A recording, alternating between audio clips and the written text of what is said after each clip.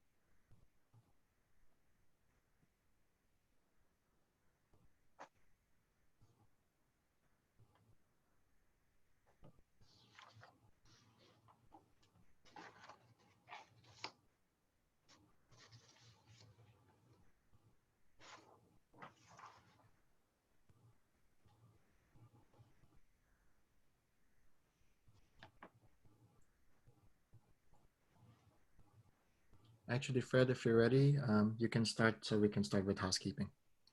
All right. Okay. Thank you very much. Okay. Good morning, everybody.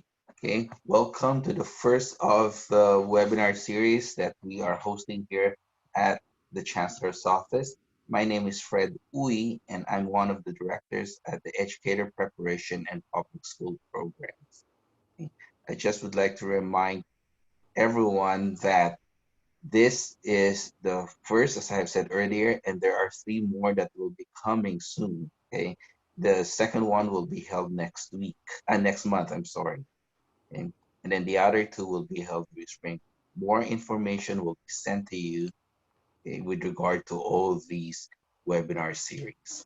Okay, and again, to save bandwidth during the webinar, we would request you to please mute yourselves and turn off the video so that everyone will be able to optimize the opportunity to participate and listen with minimal disruptions.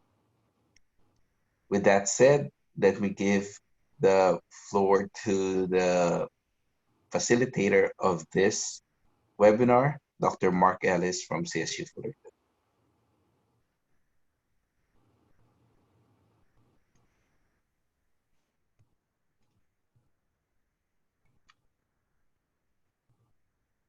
Good morning. Welcome to this webinar sponsored by the CSU Chancellor's Office, Division of Educator Preparation and Public School Programs. We would like to first thank our friends at the CSU Chancellor's Office, Dr. Marquita Gwenoshire, Assistant Vice Chancellor of Educator Preparation and Public School Programs, Dr. Fred Uy, who you just heard from, who's a director in the Department of Educator Preparation and Public School Programs, as well as their incredible supportive staff, including Donnie Aguinaldo, who's helping us with this webinar, Nicole Grant, and Ty Melvin. The support they provide has made this opportunity possible. As Fred said, my name is Mark Ellis. I'm a professor in secondary education at Cal State Fullerton, director of the CSU Educator Prep Toolkit, which is a project of the CSU to share resources for encouraging and inspiring future educators for equity and inclusion. You can find out more about this at the link on this slide. I'd like to now introduce our panelists who have very generously given their time and expertise to share with all of us on this really important topic. Bree Evans Santiago. Dr. Evans is the chair of teacher education at CSU Bakersfield.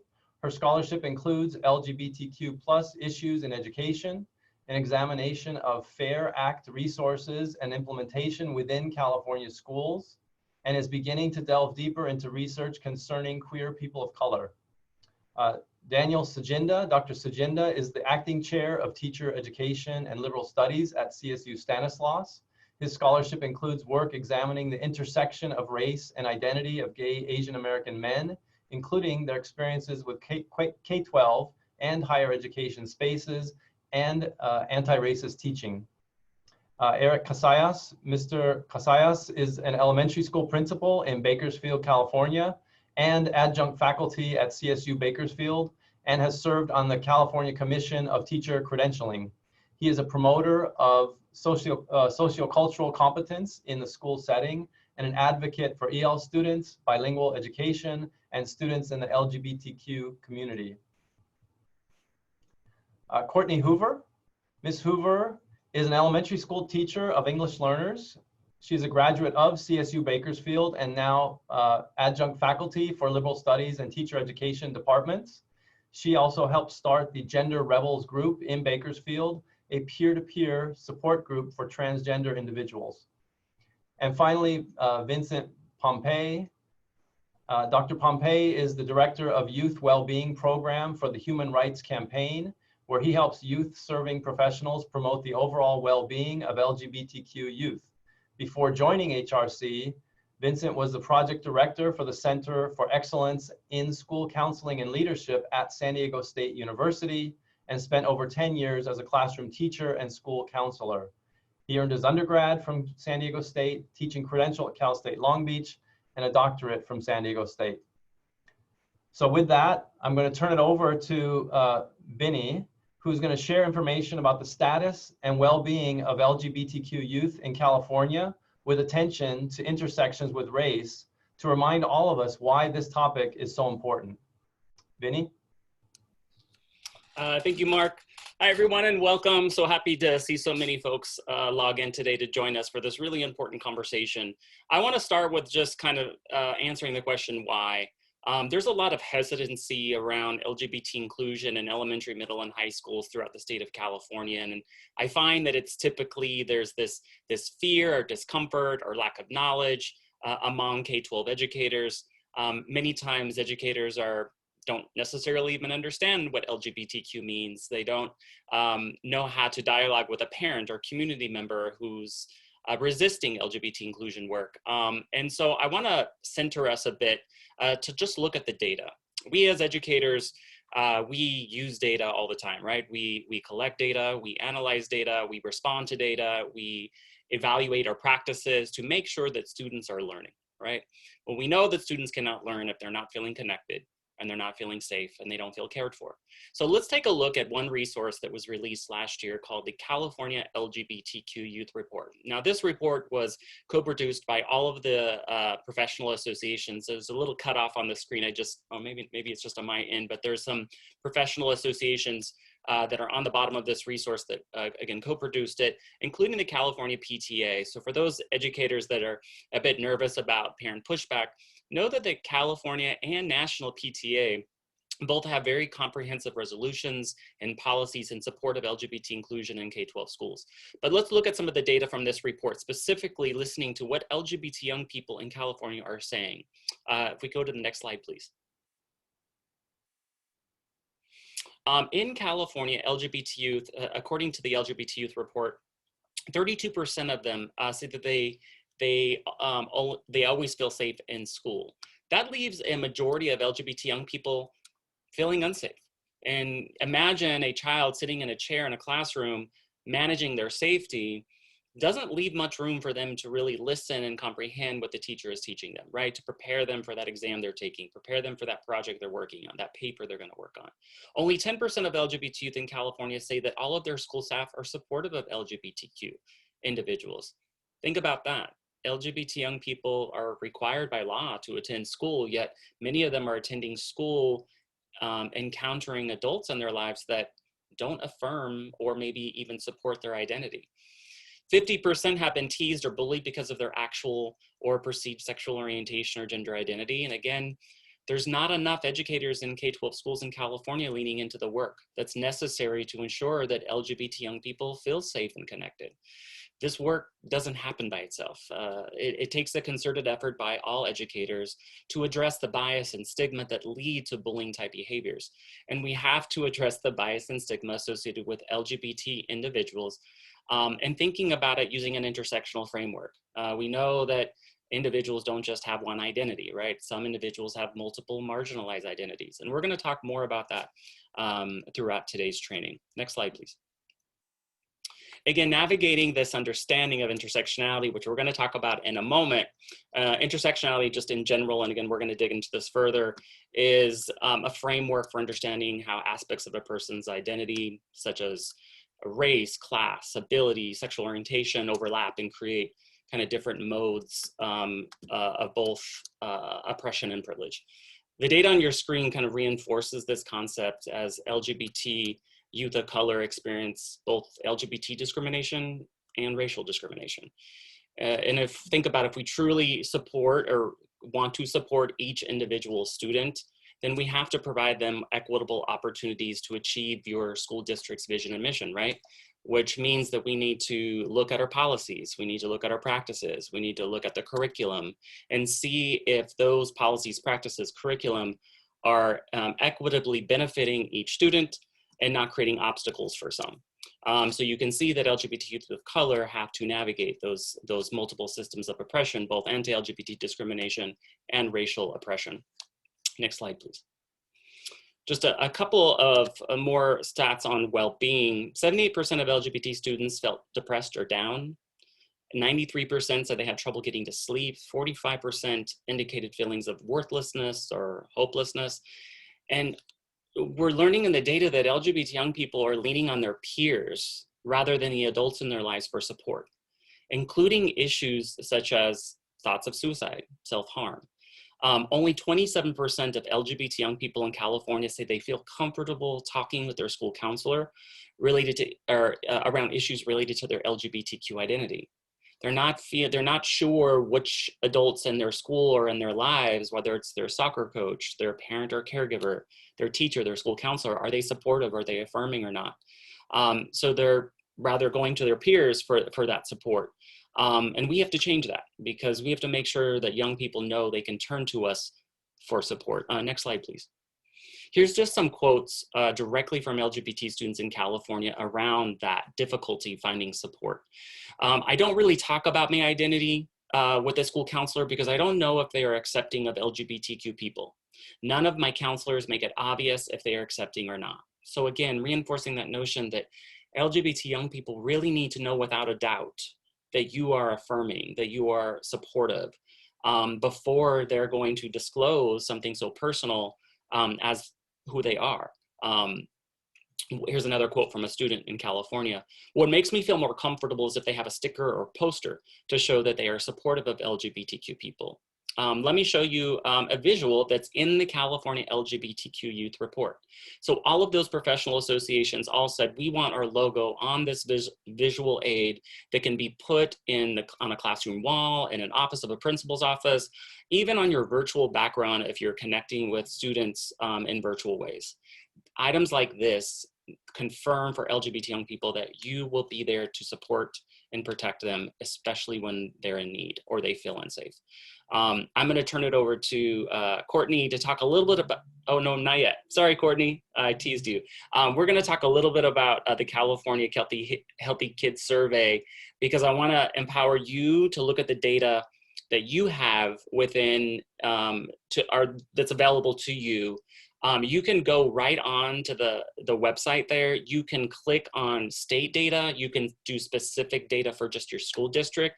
And you can compare data on a multitude of factors and be able to select, I just want to see the data based on sexual orientation, or I just want to see data just on our trans students, and be able to compare that data. We should be using these tools and resources to, again, make sure that we are taking action based on those data. Next slide, please.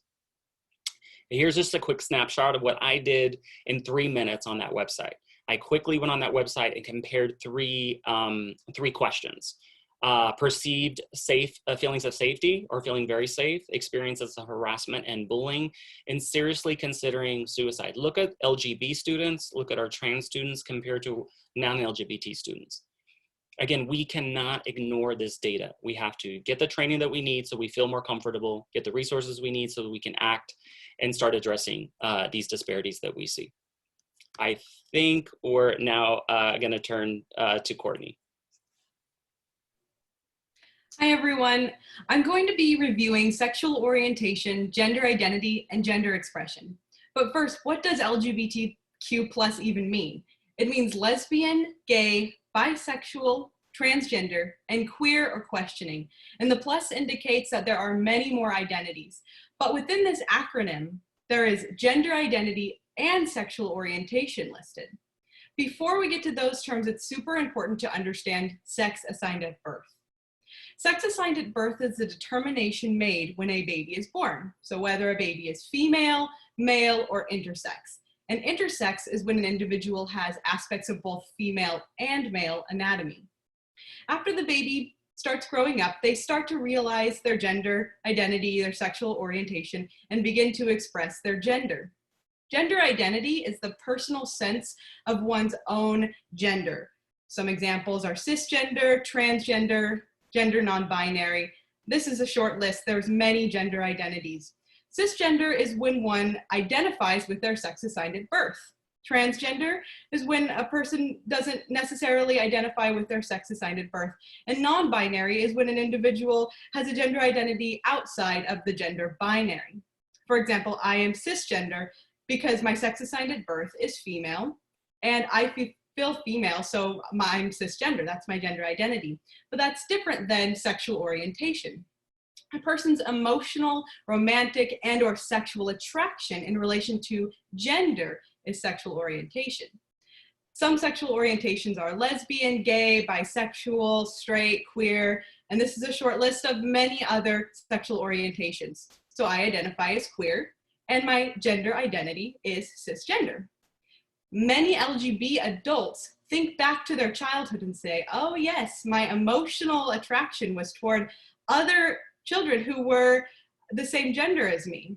And they think back to that and think, oh yes, that might be a clue to why I am LGBT now.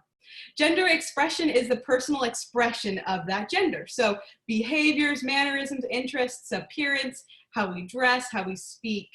Go ahead and next slide, please. Here is an example of a snow person. So this snow person's gender identity is their personal sense of their gender, how they think and feel about their gender. Sexual orientation is their attraction, their emotional, romantic, or their physical attraction, perhaps to other snow people. And their sex assigned at birth is the snow person's anatomy.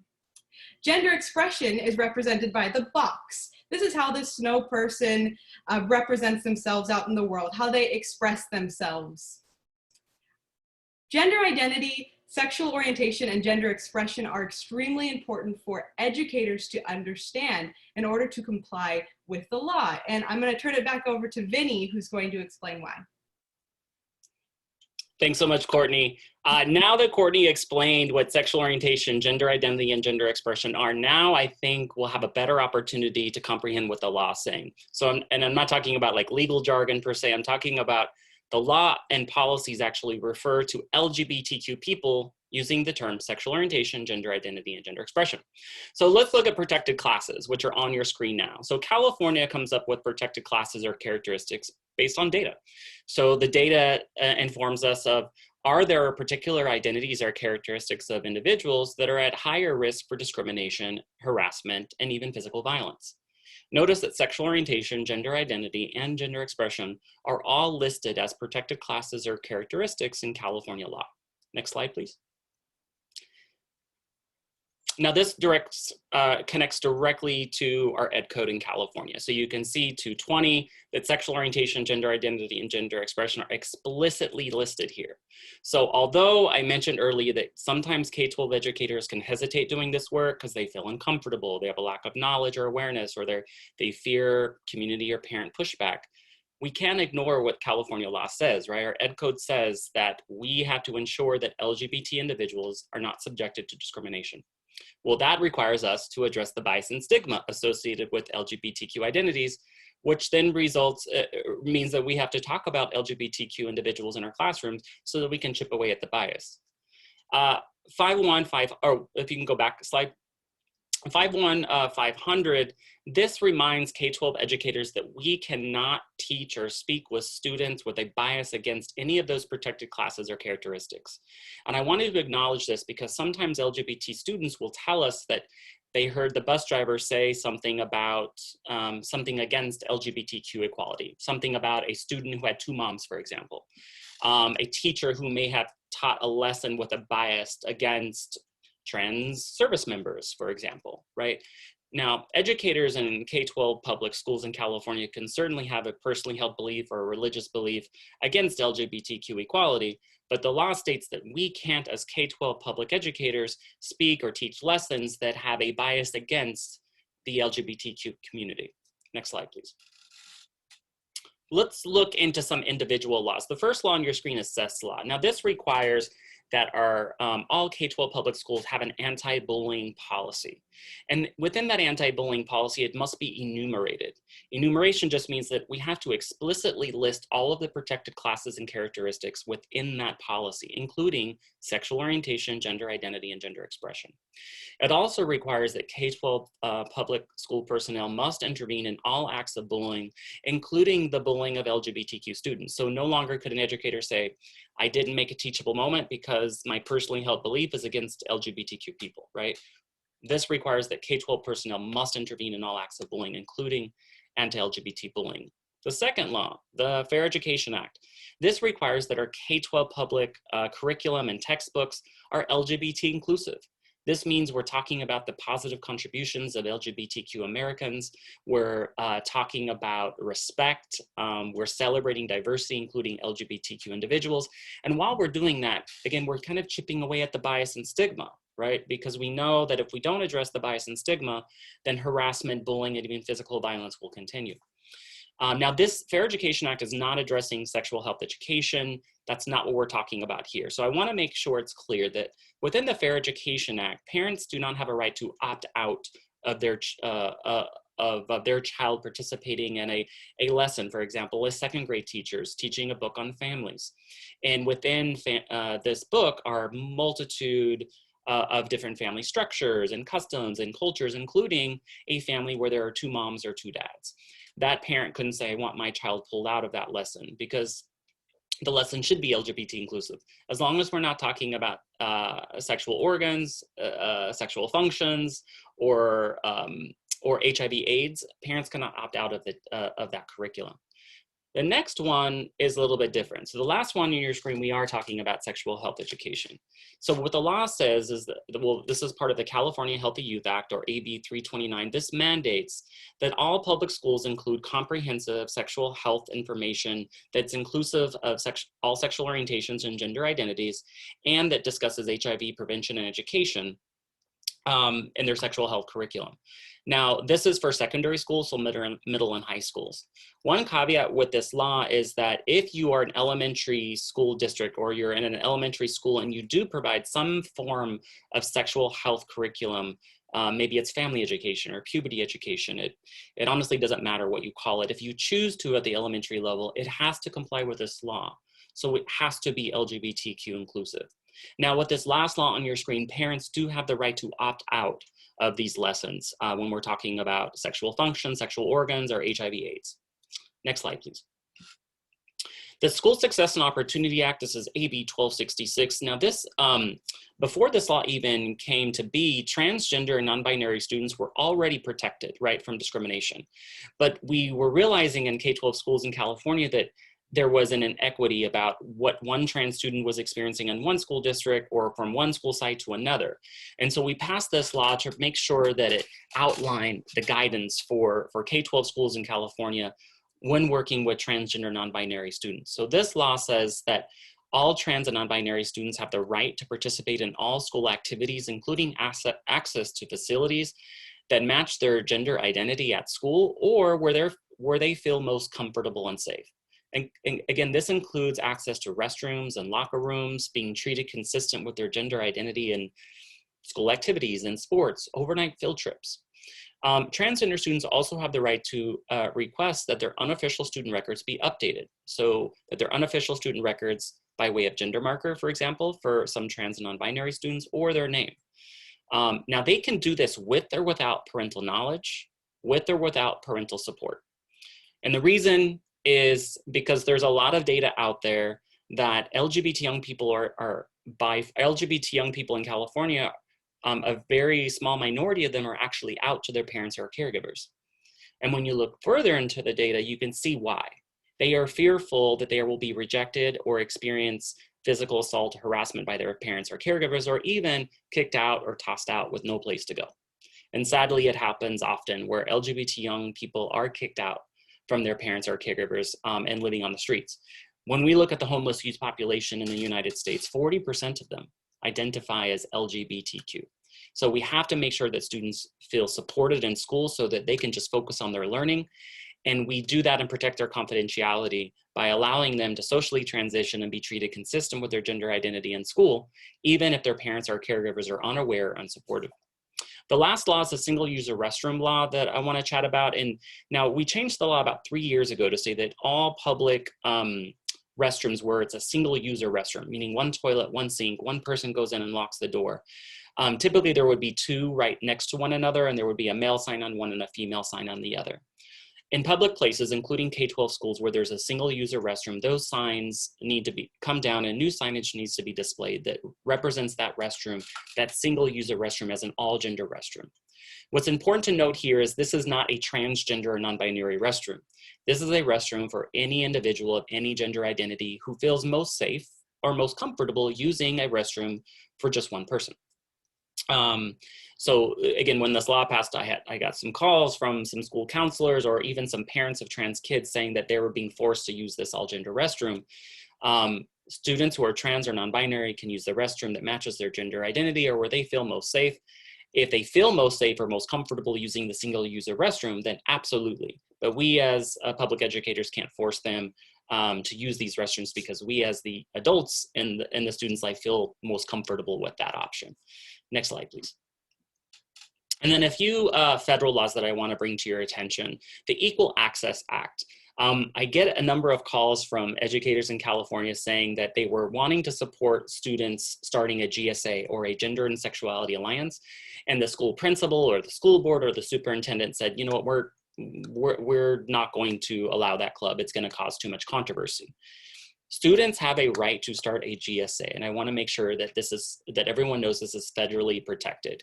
If you're having an issue with you wanting to start a GSA and you're getting pushback or you're not getting the support you need from school district leadership, make sure they're aware of the Equal Access Act. If it continues to be an issue, friends at the ACLU will typically write a letter on their letterhead to send to that principal or to that school leader just to educate them on what the law says so that they're aware. Research shows that schools that have an active GSA, not only do LGBT students feel safer and more connected, but all students feel safer and more connected. So we should be having clubs like this on campus to improve overall school climate. The last federal law that I want to make sure that folks are familiar with is that the constitutional right to privacy. And federal court cases have proven that LGBT students have a constitutional right to privacy. This means that as K12 school personnel, we cannot out a student to their parent or caregiver without their permission.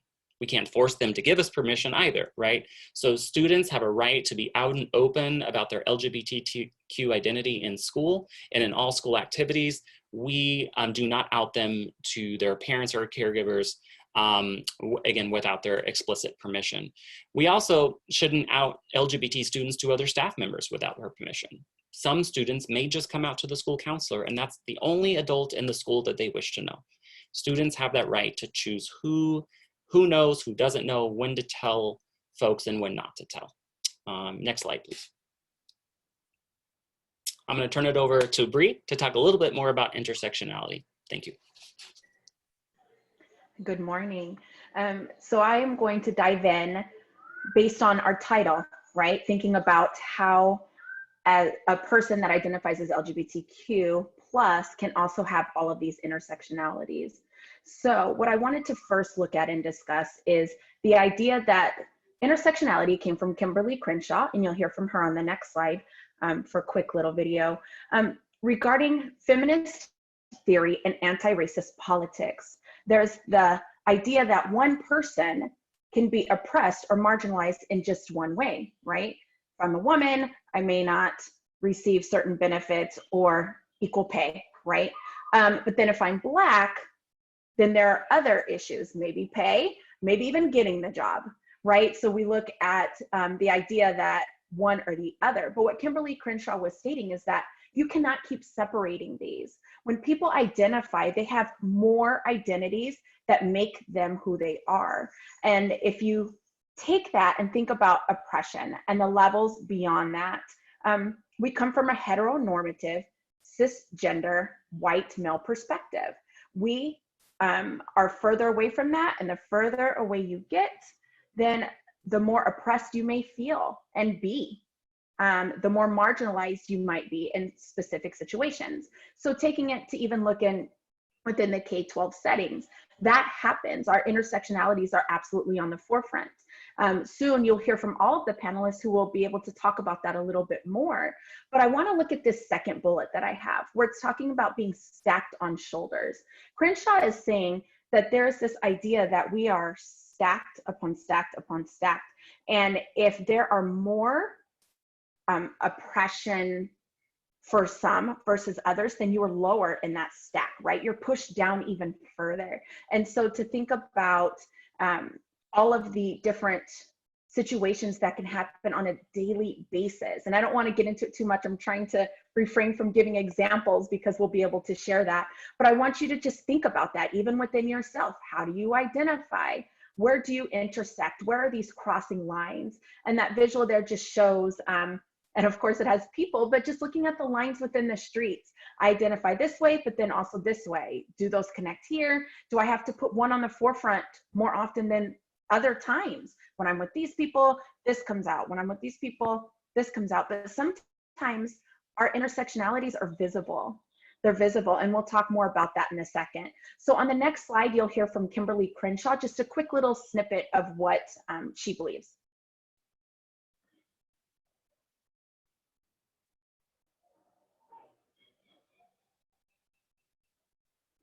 Mark, the volume is not there.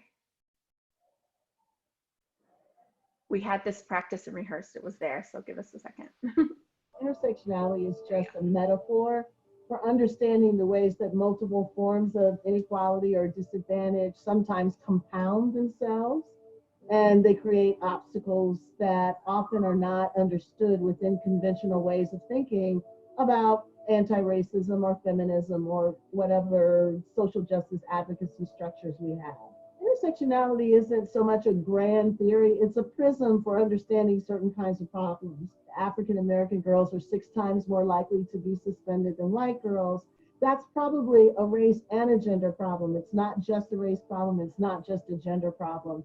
So I encourage people to think about how the convergence of race stereotypes or gender stereotypes might actually play out in the classroom, between teachers and students, between students and other students, between students and administrators, and commit themselves to understanding that as a way of intervening and providing equal educational opportunity for all students, regardless of their identity. Identity isn't simply a self-contained unit, it is a relationship between people in history, people in communities, people in institutions. So schools do a good job when they understand that and when they commit themselves to curricular development, to opportunities in the school for all students to understand the histories that have brought us to this particular moment. You can't change outcomes without understanding how they've come about.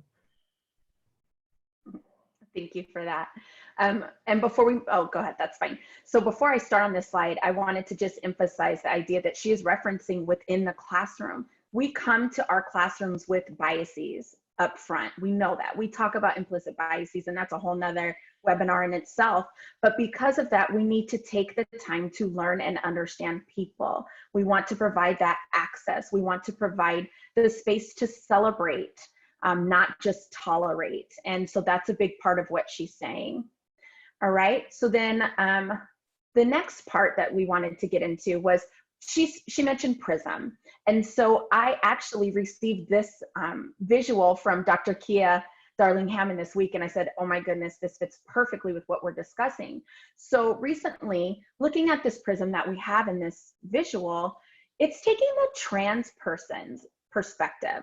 So as a trans person, you identify, which Courtney talked about before, as trans, which could be expression, or it can also be identity. It can be lots of different factors within that.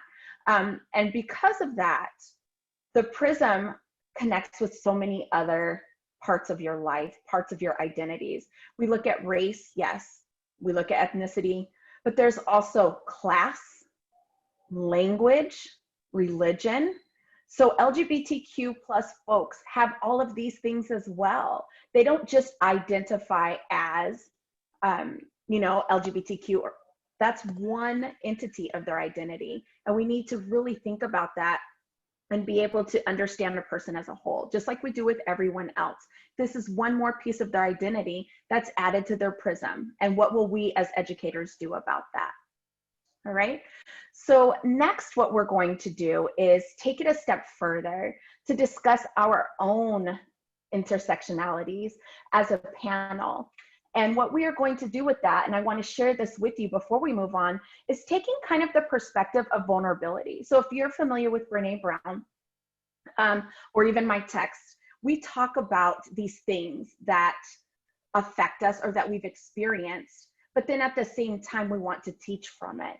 And so what we'll do is we will share some of our own stories, just pieces, to be able to see, to help you see who we are as people and how our intersectionalities complete our identities and how we move forward as teacher educators, education preparation, faculty, administrators, etc. And so you'll be able to hear from us in that space.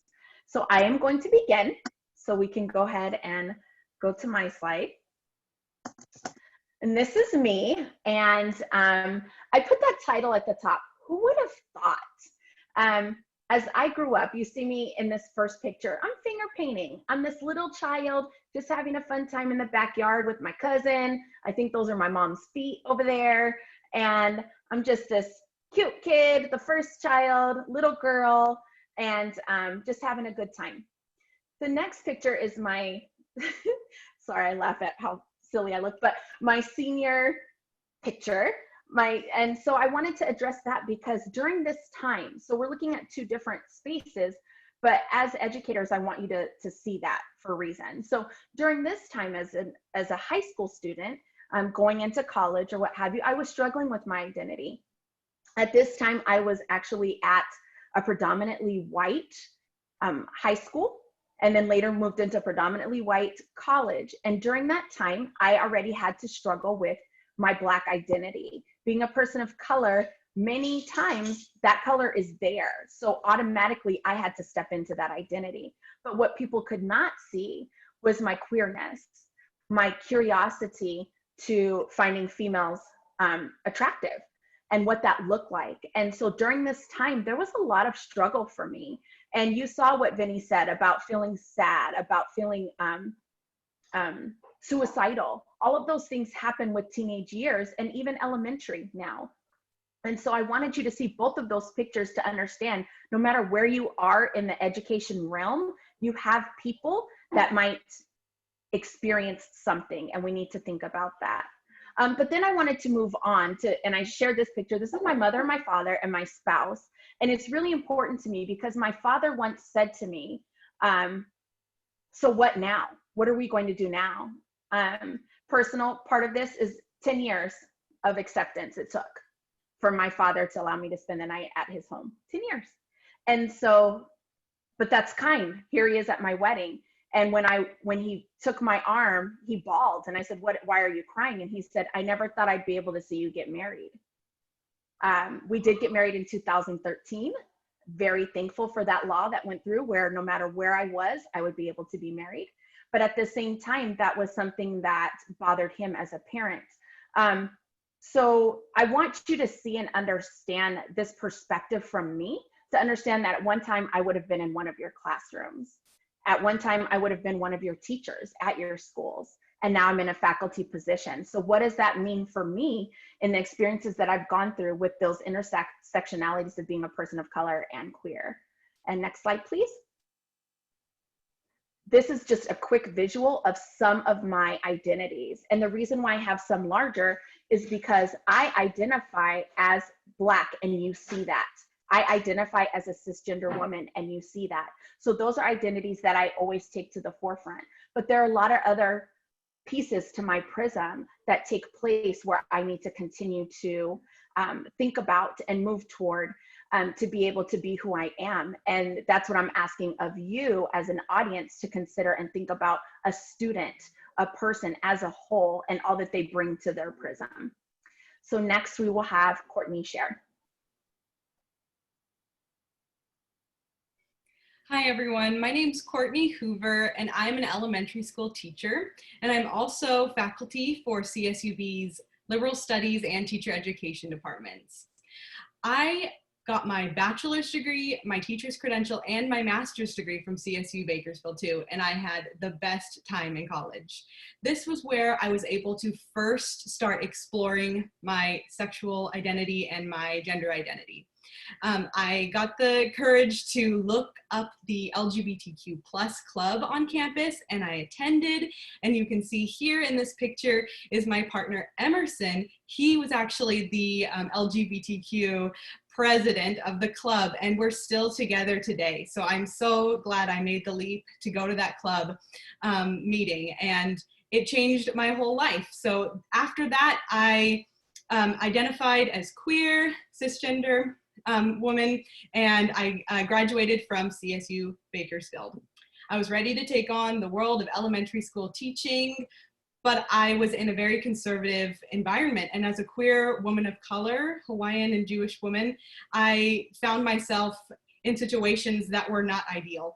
But now I'm in a new environment, and I realize that no matter where you're at, you can reach students and you can uplift them, as I'm literally doing with this little guy here, uplifting students to make sure that they do feel that their identities are represented at school and can be, and that they can come to school every day and be their full selves. I love teaching, and I love being a queer woman of color representative for my students. Thanks. We can go ahead and bring it to the next person. Hey, thanks, Courtney. Hi, I'm Daniel. Daniel Sudinda. Before I get started in discussing my journey, my hope is that you can find some intersectional themes in it that makes me who I am today, and why I focus on the areas of teacher education that relates to anti-racism. So I grew up in Southern California in a small city called Walnut, that at the time was heavily Latinx and East Asian American, which is important to know because I'm actually South Asian American, East Asian American. I'm Thai. So sort of figuring out where I could fit in within the Asian American community was always a struggle for me. In terms of my sexual identity, I remember as early as middle school, seeing this one kid, this one guy who got bullied because he was assumed to be gay. And I remember him being bullied so much, even in front of teachers, and teachers doing absolutely nothing. So you put that plus this experience I had where I remember having like a really close like best friend at the time, and I would say sort of like a fake boyfriend when I was in middle school. He ended up being straight, but a fake boyfriend / best friend. But I remember one day there was a teacher who pulled me aside, and this teacher I trusted and actually liked, who said, I'm bothered by something. What is your relationship with, I'll just say, make up a name, Jason. And I turned to the teacher and I'm like, oh, we're friends. And the teacher had this sort of disgusting look on her face. And I remember her saying, no, what is your real relationship? And then I didn't say anything. And I just remember her shaking her head disappointedly and looking at me. And then I just quietly went back to my seat. But at the time, that teacher made it clear to me that it was unsafe and unwelcome to be gay at that school. But to even, it even made me feel like having close relationships with other guys was not okay. That's how that teacher made me feel. Eventually I went to college, And that's when I really started to explore, I would say, my gay identity. And I went to to my first gay club because, there wasn't any other space that I knew of where I could find other gay people. And it was a club in West Hollywood called Escándalo. It was all Latino, 0 Asian Americans, but I eventually made friends there. And that group opened doors to West Hollywood, which is, the safe gay area in LA at the time. But noticing that it was heavily white and seeing how unwelcoming the white gay community was to me and my friends, but especially me, often hearing jokes about being Asian American that relates to stereotypes. And I remember several instances where I would be like seeing a guy that I thought was like cute, and then my friend saying, "Dude, you're Asian, he won't like you." Um, so, but still they were my friends, and because at the time there weren't any that I knew of gay Asian clubs, right? There was only this, other than white gay spaces, there was Latinx gay spaces and no gay Asian spaces at the time. The Latin gay space was a community that I sort of explored and identified with when I was sort of coming out. So at this time, I was really preoccupied with developing my sexual identity, exploring it, trying to fit in. I was going out a lot. And of course, because of that, my grades dropped in college. Eventually graduated, got my teaching credential, and got my very first job as a teacher in Fontana. And I remember my very first day stepping foot in the classroom and setting up my room. The teacher next door walks in and hands me a petition. This was around the time when gay marriage was like about to be put on the ballot in California. And the teacher hands me a petition saying, here, sign this saying that you oppose gay marriage. Isn't it disgusting that gay people want to get married? And so that was my very first experience and entry into teaching was that. And so basically telling me that it was not okay for me to ever let anyone know that I was gay. Eventually I got a job at LA Unified, where I worked with primarily low-income Black and Latinx students in South Central LA. But I noticed at those schools, teacher quality was really poor, and I wanted to do more. So I decided to go back and get my doctorate so I can go into teacher education. And even that experience in trying to get my doctorate, I, at the time, wanted to work on a dissertation that focused on gay Asian American K through 12 students and their experiences. But the problem was that I couldn't find anyone to help me with it. I couldn't find someone to chair it. So instead I had to pivot, focus on Southeast Asian American students, not relating to gay, anything relating to gay, and then the unique challenges they faced in K12. After that, I got my first job. I finished and then got my first job in Washington, D.C. at an HBCU, the University of the District of Columbia, that served mostly Black students who wanted to work in a heavily Black school district, which is Washington, D.C. Public Schools. And I remember that even at that university during my first year, I had a colleague and friend who knew that I was gay come up to me and said, "Don't ever come out at UDC or in academia because it would ruin my career." So I was like, okay, again, I have to hide that side of me. Eventually started my journey at that university into exploring things related to racism and anti-Blackness in K12, really got passionate about that, but was not able to study anything relating to LGBT because I was afraid people would find out. Now got a job at Stan State. That happened about 10 years ago. I was able to actually start a study that looked at gay Asian American students with a research partner and close friend, Anthony Ocampo, who's at Cal Poly. We did a big study, wrote an article on it. And then what I started to notice was when I was presenting the paper at several different teacher ed conferences and just educational research conferences, what I noticed really fast was that no one really cares about Asian Americans in teacher education, at least at the time, and especially gay Asian Americans. A lot of the discussion in teacher ed focuses on Black and Latinx students. I totally understand that. But within that space, I often find that Asian Americans struggle fitting in and are often not discussed, especially in teacher ed. So for the sake of my career, I sort of pivoted, focus more on other passions relating to race and racism. And, you know, so what I hope is, yeah, and that's where I am today. So I hope that you're able to at least see some patterns, because when I was looking at the slide today, this slide that I created, I saw a pattern here throughout my life that had to, that demonstrated that quite often I had to express the two identities that mattered the most. One that relates to my race and ethnic identity, and the other one that relates to my sexual identity. So thank you. So I'll turn it over to Eric, who's next. Thanks. Hi, everybody. I'm Eric Casillas, and I'm currently a school principal.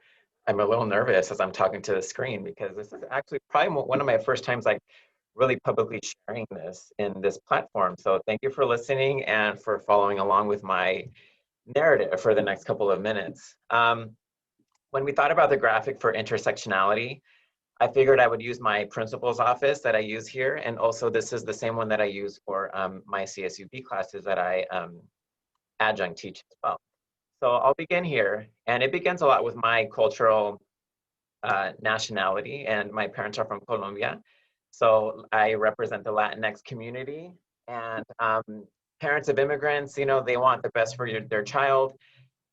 Made the sacrifice to put us in private school, and with that comes the fear, comes the education and the indoctrination of religion, which, you know, we all have our own religions, and I've had my own journey with God and so forth during this whole process. But when you're told, you know, gay and this and so forth, and if you're going to go to hell if this is your life choice, you get that sense of fear put inside of you. And also being a child of the 80s during the AIDS epidemic was a lot to go through as well. Like people are telling, oh, if you're gay, you're going to get AIDS and you're going to die. That was a very scary time. And I remember at my high school, pieces of the AIDS quilt coming and seeing that quilt and like looking at the pictures and being like, oh my gosh, like they lived their life. I want to be like those people on there, but yet also being fearful of who I was and who I knew I was, but yet I wasn't able to say it. Because in the region where I live, where I grew up, currently in Bakersfield, it wasn't something you talk about, and it wasn't something that you didn't bring up race, you didn't bring up your sexual identity. It was something that you just kind of swept under the rug and nobody talked about. But yet people would ask you things like, why do you talk funny? Why do you walk with a switch? Why do you do those things? And you just kind of play it off. So then I go to UCLA, that's where I did my undergrad, and I had a wonderful time, just like Courtney did. It was like the time of my life. You discover yourself and you get to learn the way that you were meant to learn. And I discovered who I was, but yet fearful at the same time. I remember like being hit on and like, no, I can't do that. So that was part of it. And then becoming an educator, I remember my students asking me, Mr. Casillas, are you gay because you talk like you are and you walk like you are? And I would never admit it, and I would never feel like that was my place to ever talk about it, because I felt like, one, I would get in trouble, and then who was I to talk about this in an elementary school when I was in the classroom? So my teaching journey took, I was in Teach for America, so if that's something that interests you, you know, you can always reach out to me. And these are all the things that I like. I'm currently a principal of a dual immersion school, so as an English learner, and as an advocate of bilingual education, you know, saber dos idiomas es tener dos almas. So I like to say having two languages is like having two different souls. And I feel like it's the window so much that I get to have in life. And an avid theater goer. I love the arts. I perform in community theater as well. That's where I get to kind of have my social outlet. CrossFitter by morning as well. So I'm like an onion, lots of different layers to peel off essentially. Next slide, because I have, there we go. And this is basically my belief system now as a principal of an elementary school. My school site is a dual immersion school. So we have 3 different pillars that we focus on: bilingualism, grade level achievement, and then my favorite one, social cultural competence. And this is a huge umbrella for so many things. It's not just about learning different languages, but embracing different cultures and embracing different lifestyles is a part of that. And why we don't necessarily like directly say, oh, we will have lessons on LGBT lessons yet. We're not there yet. If incidences pop up where that does happen, then we do address it. So the picture that's right here on the lower right 3 years ago, in my first year of my principalship here at my elementary school, somebody who was not a fan of mine took it upon themselves to enter our school database and make self-addressed envelopes for our parents and forged a letter that basically said that they were me and outing me and saying that they better watch out because the gay principal's in town. So then that happened and I had to deal with that, and I was on the evening news. It's part of my digital footprint now. You Google me and it's like one of the third things that pops up. But one of my teachers and my teachers in my community stood up and said, "You're not going to do this to him. He does not deserve this, and our community doesn't deserve this, and other kids that are like this don't deserve this either." So my teacher had a lesson with her students, and they basically talked about who I was, and it's okay to be who you are, and so forth. And it's kind of been the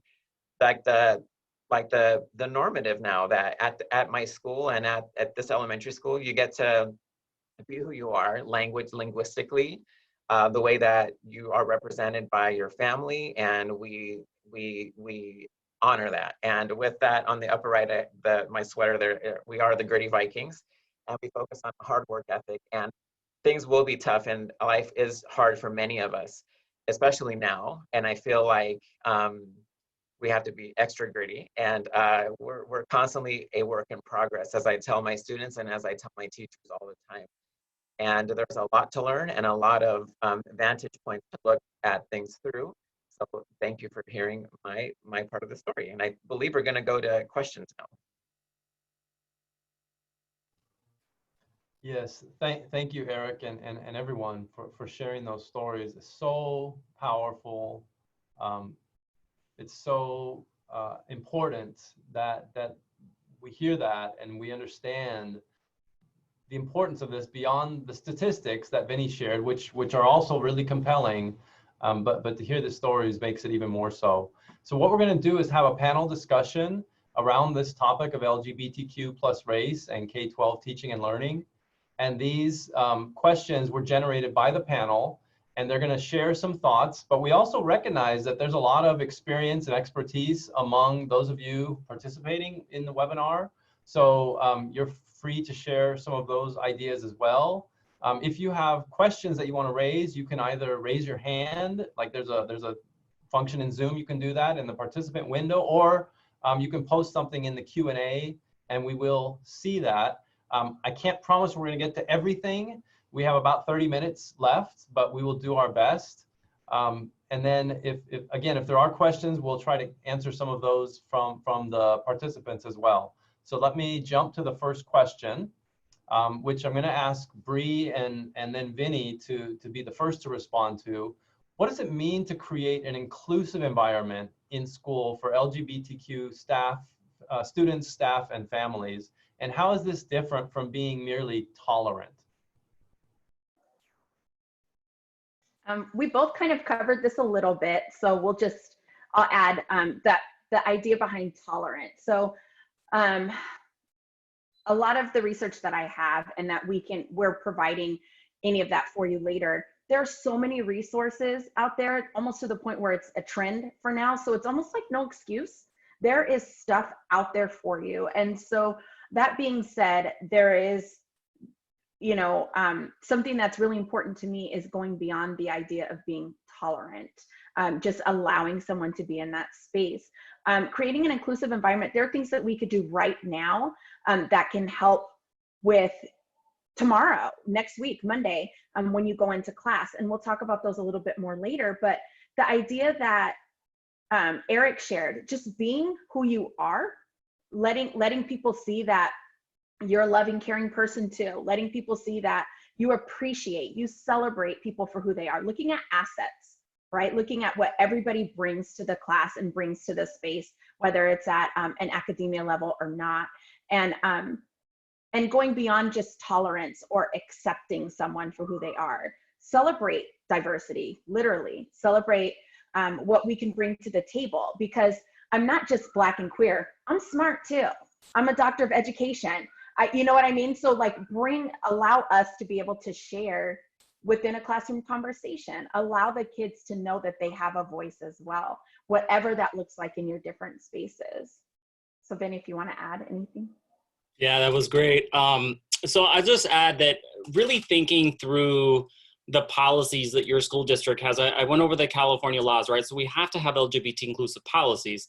And if you want, by the way, I went over the laws pretty quickly. The California LGBTQ Youth Report goes over those laws in much more detail. So look at the policies and laws and how does it contribute to equity? Does the policy perhaps disproportionately benefit some while oppressing others, right? So really thinking through that using an intersectional framework. What does your literature look like in your books? What if you were a first grade teacher, what does your bookshelf look like? Is it diverse? Does it have different races and ethnicities and backgrounds and cultures represented and celebrated? Are you reading books to students that address the biases that they come to school with? Whether those are gender bias, whether they're racial bias or anti-LGBT bias. Do you have books about families where there's two moms and two dads? There are resources for elementary educators, one called Welcoming Schools, welcomingschools.org, that has Common Core line lesson plans and book lists. Getting into how are we using inclusive language? Are we saying good morning, boys and girls? Or do we say good morning, students, good morning, scholars? Are we saying dads and donuts and moms and muffins? Well, equitably, not every child gets to participate in that activity. So could we do goodies with guardians or something else, right? We're really being specific to the language. We're modeling inclusivity. We're understanding that gender is not binary, that gender is much more expansive than that. And we're using language to make sure students know that we are inclusive. We're also putting up something visible on the wall, right? So we have a safe space poster or some type of poster that shows LGBTQ students that they are welcomed. Do you have a BLM poster on your wall right now? In particular, students need to know that their educators are affirming and supportive, so that then they don't have to focus on their safety. They can focus on their learning and be proactive. Don't wait for an anti-LGBT bullying incident or comment to be said. Address it proactively. Make sure that you're inclusive, that you're proactively advocating for an LGBT inclusive school. The last thing I'll share, a couple more resources, position statements and resolutions from all of the professional associations, both national and statewide, whether it's the National Education Association, the American School Counseling Association, the National Association of Elementary School Principals. All of those professional associations have position statements and resolutions and policies that guide you as the educator to take action on these aspects so that LGBT young people feel safe and feel connected, and then they can learn. Thank you for that. I'm going to go to the next question, and we'll start with Daniel, and then Bree, Eric, and Courtney may have something they want to add to this. What does it look like to use an intersectional framework to address LGBTQ inclusion in K12, and why is this so important?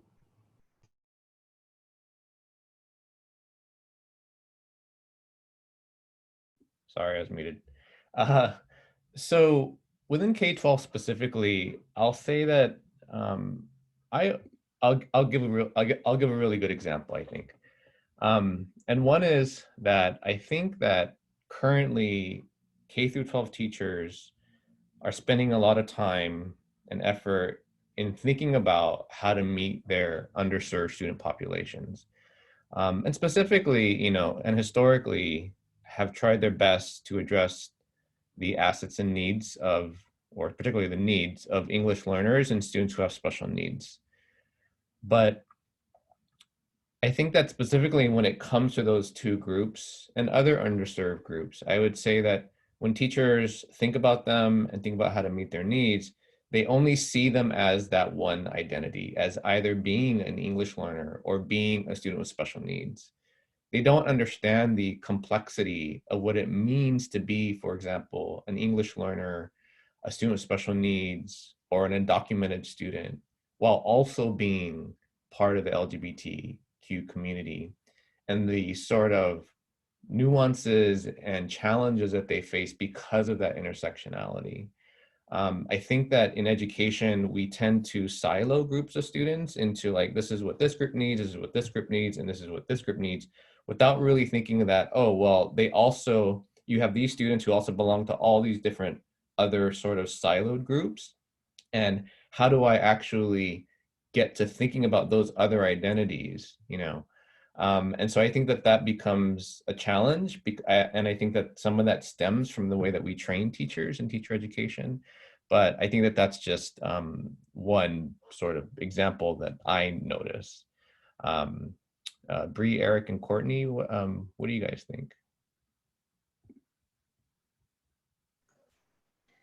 I just want to give an example of something that I experienced as a teacher, thinking about my intersectionalities and why it is important. My first year, similar to, you know, when Daniel says that first year, when they don't really know who you are, those biases come out. And so I was in the lunchroom, and getting to know me, someone asked, "So what does your husband do?" They saw that I had a ring, but not once did anyone even think that it might be someone else, because I identify as a cisgender woman, and based on society, I look as such, right? What the typical woman would look like as far as clothing, hair, accessories, etc. And so immediately they thought that I had a husband, because that's what you're supposed to have if you're married. And so for me, why is it important to address these intersectionalities is to minimize our own thoughts, to minimize our biases, and to start thinking about we may not really know, and to address people in a space where we ask or invite or give permission to be, versus assuming that they need to be the way that you are or that you think. So providing that open space to be, if that makes sense. I'd like to just build on what Dr. Evan Santiago just said as well.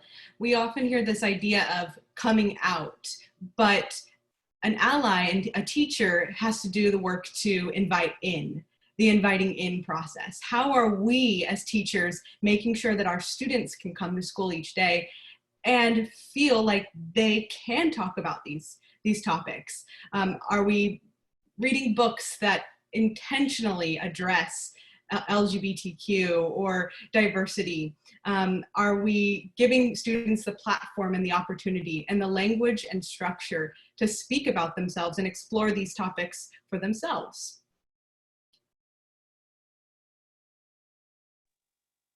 Thank you. I'll go ahead and interject a little bit too. I think Daniel's comments in the chat, basically that we need to normalize what we do and represent in the curriculum. And I think as educators, we just have to be confident in ourselves so that our students can see themselves in us. And when they see that sense of human connection, I think that's where people and kids start identifying. As a teacher, we always had those students that we identified with, and the ones that kind of clung to us. And it's important that they know who we are, because they're going to know somebody. So it's, you know, part of intersectionality is that human connection, I think, and that's where I think a big part of it is. And we need to make sure that educators, current educators, veteran educators are aware of all of those laws and policies that are in place, because the fear of going there is still there and very present.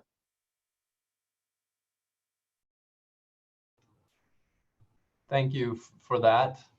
I'm going to go to the next question. I also want to acknowledge there is a question in the Q&A, and I will bring that up when it seems to be able to slot in well. But I want to go to this next question first. Vinny, I think we're going to ask you to answer it first.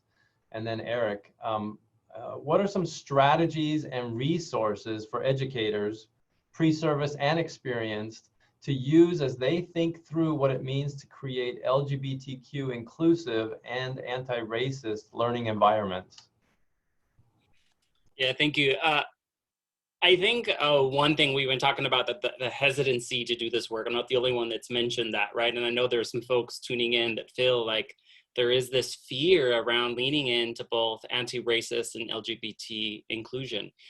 So I would highly recommend that school districts and colleges of education that are preparing K12 educators start to address these topics. Educators need the training on understanding what sexual orientation, gender identity, and gender expression mean.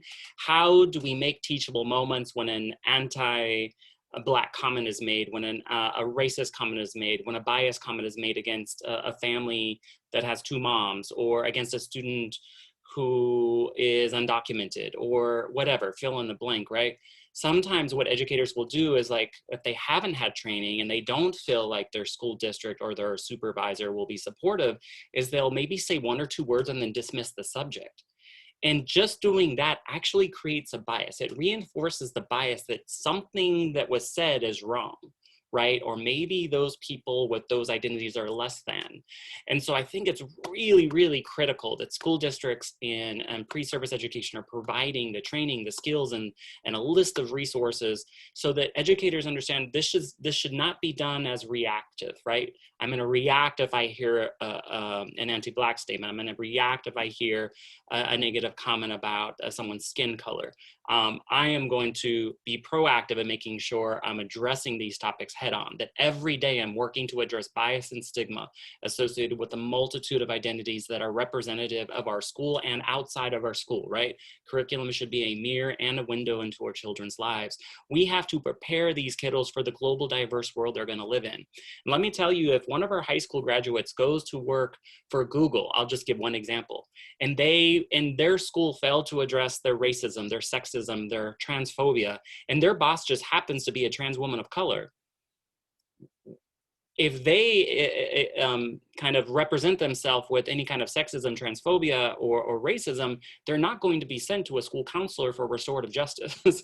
They're going to be fired immediately. We have to address these issues. We have to, one thing I can't not say something that's happening right now. Just a couple of days ago, we reached a milestone, a very sad milestone.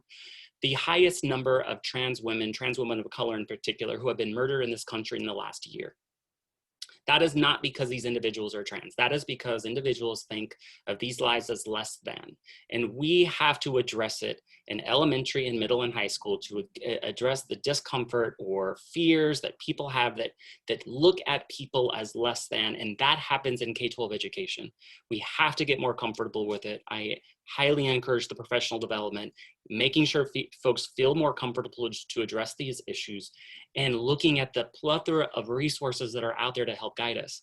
Again, I'll mention one more time, the K12 professional associations that many of us belong to all have position statements and resolutions on anti-racist education, on equity, on LGBT inclusion.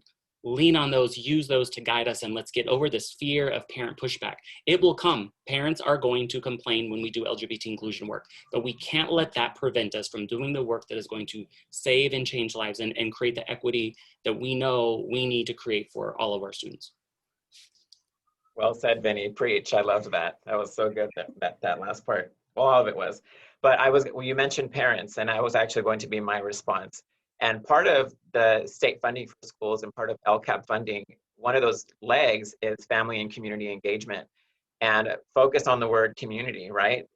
This is a community that we have to address as well. And I encourage teachers, schools, school districts, county offices of education to basically educate our community on this, because we have parents that are in denial, and we have to make sure that we're providing a space for them to come and educate themselves as well. So that was going to be my interjection for this, and making sure that our pre-coursework in classes also includes this as well, as we focus on social cultural competence. Yes, and I wanted to add on to that really quickly, Eric, before we move on, is that with the cultural competency piece in academia. So as a queer person and as an advisor of the groups and all of those things, it comes up. I announce activities that are coming on, not just those activities. I announce any other events or what have you as well that connect with education. But which are the ones that my pre-service teachers notice the most?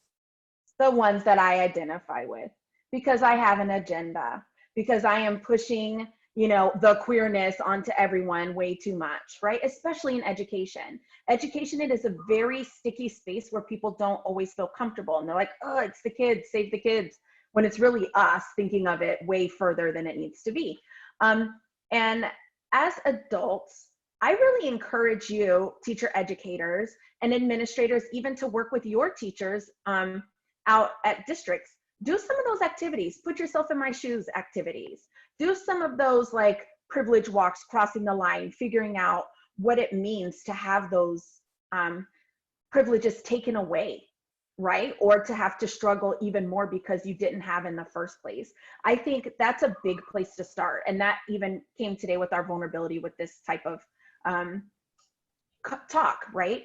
And then also, if more people do it in the university setting, and this kind of connects to the question later, so we could address it in the Q&A, but if more people begin to make this look American, if more people begin to put the acronyms and the safe space places and my gender pronouns, I'm not preaching anything, I'm normalizing it. So that way, if my colleagues and if the university normalizes this thing, you know, being people, if we normalize people, then it won't look like I have an agenda. It won't look strange. It won't look different if a couple people are mentioning or doing something about it. If principals see it everywhere, then it is. It is what it is, because everyone is doing it versus that one, you know, who's put on the spotlight for it. So that's my additions. And let me just add one thing with respect to teacher education and the way in which we train teachers. I know that in the field of teacher education right now, currently, like at this moment, there's a huge push towards anti-racist teaching practices and what that actually looks like in the ways that we train teachers. And that push is needed. And I think it's super important. And I know that just yesterday, I think there was a CSU Dean's meeting, College of Ed Dean's meeting, and I was looking at the notes for that. And I know that topics around what race and racism looks like within the field was like heavily focused on at that Dean's meeting. But what was left out from the notes that I saw was intersectionality and understanding what it means to be, for example, Black and gay or Latinx and gay, and what that means to the ways in which our teacher ed faculty train our future teachers. I think that we should approach anti-racist work through an intersectional lens and never forget that. And I think that that's really important. And I think that sometimes that gets lost in the conversations. So. Thank you. I appreciate those responses, and that sounded to me like a call to us in the CSU to raise the attention that we're putting toward this issue. So thank you for that. The next question, I think Daniel's going to start on this one, but I also want to wrap in the question that's in the Q&A, so I'll read both of them. The first says, what in the past 20 years has changed, for better or worse, with respect to how LGBTQ youth and families experience education, and what are the implications of these changes for how those working in education can be allies and advocates? And then the question in the Q&A asks us, how do we think the CSU community can be guided to respond to the recent White House executive order on combating race and sex stereotyping? And that was around, I believe this is around the professional development that's done. And so I'll leave that. We'll start with Daniel, and then if others want to add into that, that would be great. Well, I think that for the first question, the biggest change between like from 20 years to now is just there is more acceptance with the LGBT community overall in the country. I mean, it's not everywhere and it's not where we want it to be, right? I mean, there should be more acceptance, but it is more accepted now, I think, than it was before based on my own experiences. And I think that that's a really good thing, because now, in addition to sexual orientation, I think that there's been more room and opportunity for further and deeper exploration of gender and gender identity, which for the LGBT community is a very large chunk of their lives, which I think they weren't able to explore as much in the past because they couldn't even get over the hurdle of sexual orientation or liking someone of the same sex. And that's really opened doors to things like GSAs in high schools and even middle schools, and the integration of LGBTQ community in the history and in the history in the curriculum. And I think that that's great. But even with this further level of acceptance, I think that there are specific less known facets of the community that must be understood at the same time. For example, the types of structural racism and white supremacy that you know, understanding that those structures of racism and white supremacy that happen in the country replicates itself in the gay community, where white gay men are still seen as sort of this prize, whether it be in marketing ads or gay events and flyers. We're still at a place where gay men, I think, are still put on a pedestal, which as an impact, as a result of that, can make other racial groups that identify as gay as less than. And that privilege that is sometimes seen in the gay community among white gay men can be really clear through things like social media and gay dating apps, where there are clear instances of racism that emerge. And I don't think people know that.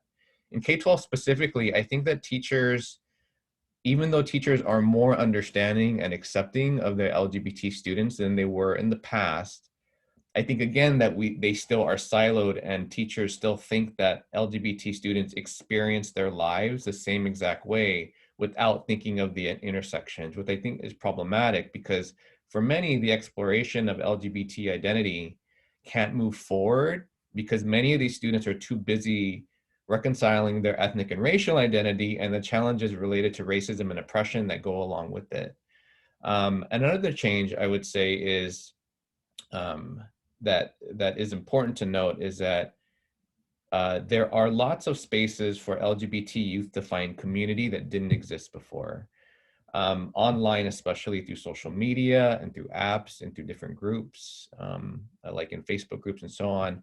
So even students in the most rural parts of California can find community if they feel isolated. And I think teachers should know that and understand where those sort of groups can be found if they have students that go up to them that do experience feelings of isolation.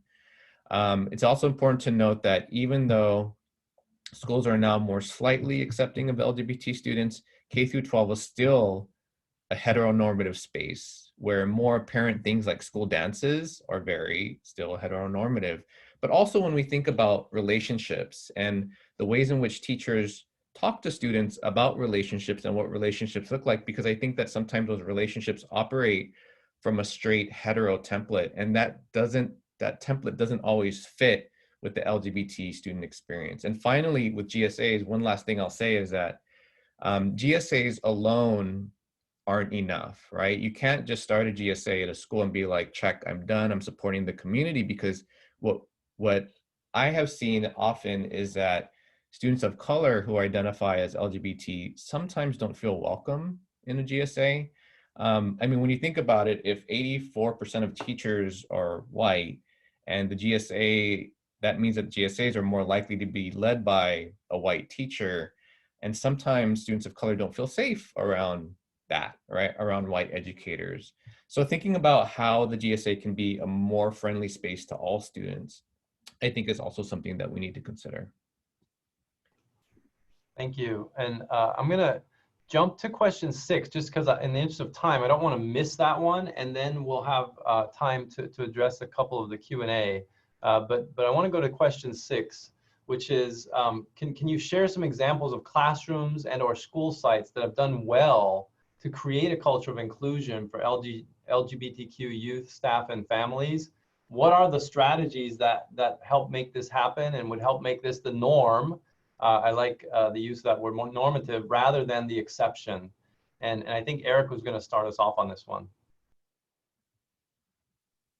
Yeah, I kind of basically answered this one a little bit in my personal story about that example of where it could have really gone south, but it was an opportunity for a community to come together. It wasn't just students and teachers, but we had parents that showed up, and like the whole school district dressed in certain colors and support and so forth. So it was a beautiful thing to see.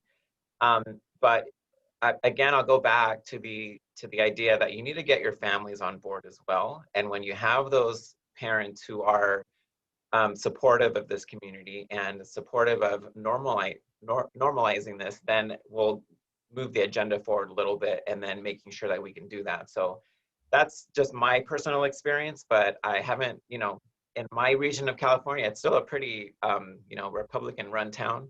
So we're doing the best we can, but we're slowly chipping away at it.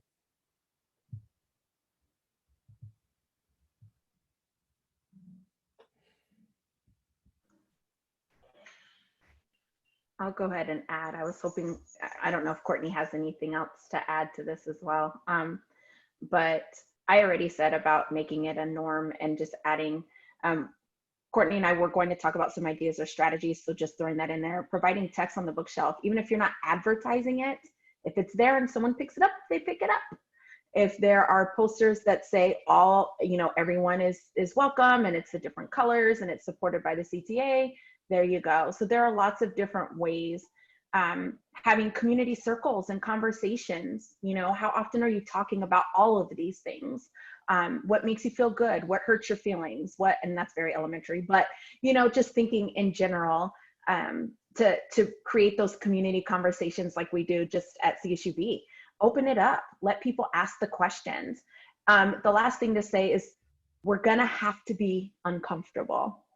Get out of your comfort zone. You're gonna have to step out of that circle to be able to learn more, to be able to present the information. A comment in the chat said that if we don't always have to do all the work, right? Like everything else. And so what does that mean to do the work? Learn about it.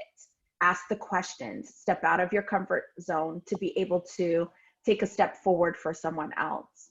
We have come a long way. People have paved the way for us and have paid the price for us, taking lives, giving their lives for us to be here in this space right now. And so with that being said, what are we going to do to make sure that our next generations and our teachers that are out there and our schools that we work in are safe and American?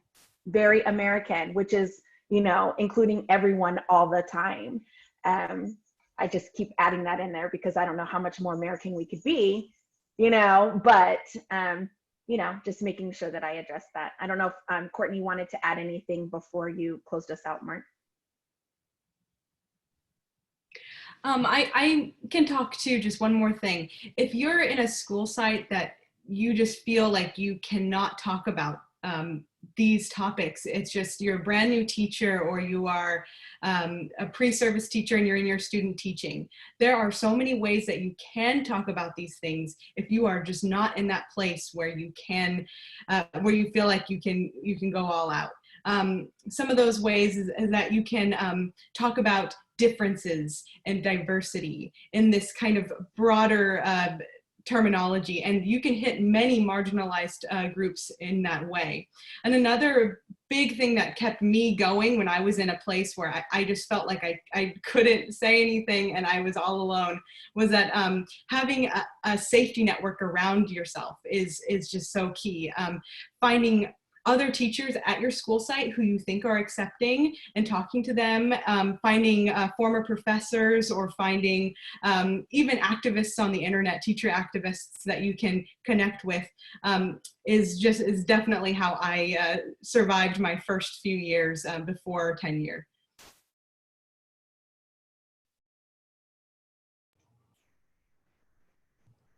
Thank you for that. I appreciate those responses. I want to, again, I'll acknowledge we do have one Q&A question. I'm not sure if any of you have a quick sort of response to this. I know we do have folks from the Chancellor's office participating in this, so they may have more insight, but how can the CSU community be guided to respond to the White House executive order on combating race and sex stereotyping? So I don't know if there's any response, if anyone wants to we have a minute or so to take a stab at that. Maybe I'm ignorant, but it depends. Like if they're talking about the current administration's executive order, which attempts to ban discussions around like diversity trainings, if that's what they're talking about. Right. I mean, I feel like the CSU has taken a stance and has said that, like I haven't seen any emails or anything about money being funneled away from those types of programs. I mean, this very webinar is a demonstration that we're still moving forward in having these discussions. And that's a great thing about the CSU is we recognize the importance of it, regardless of what the current administration thinks. Yeah. Thank you. And I would agree, being another campus, I would agree that's the case. Full support for discussing issues and tackling these challenging issues, and working to really make sure that we're creating a welcoming, inclusive environment for all of our students, staff, and faculty. So with that, we want to thank you for participating in the webinar. There is a link here to a survey. If you can go to this, Daniel's put it in the chat as well. If you can go here and give us just a little bit of information, we can email you the set of resources, and the slides will also be available. The recording will be posted by the CSU Chancellor's Office, and I will add it to our teacher educator prep toolkit site when that's done. That should be within the next week or so. And I just want to reflect just very quickly, what I heard our panelists sharing is the importance of creating environments in our schools that are welcoming, affirming, and inviting in, I love that term, inviting in all of our students to bring all of their identities, right? Not just those that we are comfortable or familiar with, but all of them, right? Bring themselves to these spaces, because after all, we are supposed to be about educating, and educating is about affirming and building on what our students bring to us in terms of their identities, their strengths, their cultures, and so forth. So I really appreciate that. And I know, and I think Vinny said this up front, that when we improve the learning environment for our LGBTQ and youth of color, it improves learning for all of our students. So this is something that we all have a stake in, and thank you for sharing your time with us today. We really appreciate it, and please look for more webinars from the Chancellor's Office around topics like this. So thank you.